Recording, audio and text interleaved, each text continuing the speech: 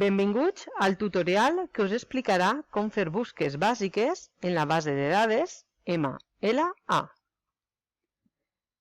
MLA, International Bibliography, ofereix una bibliografia detallada d'articles de publicacions, llibres i tesis.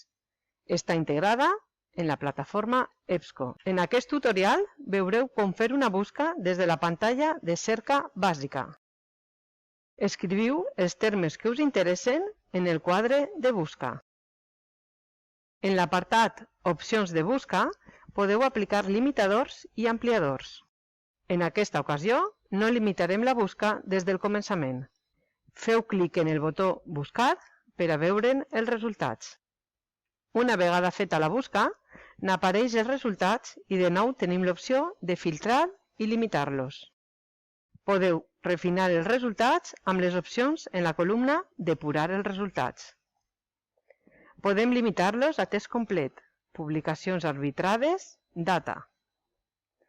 Els resultats també es poden filtrar per diverses opcions que apareixen en aquesta columna, si fem clic en les caselles de verificació al costat del tipus de font triat. Podeu limitar per tipus de font, com revistes acadèmiques, revistes o periòdics, o limitar els resultats de la busca per matèria, publicació, editor, llengua, etc. Podeu fer clic en l'enllaç Mostrar més si voleu aplicar diverses seleccions alhora.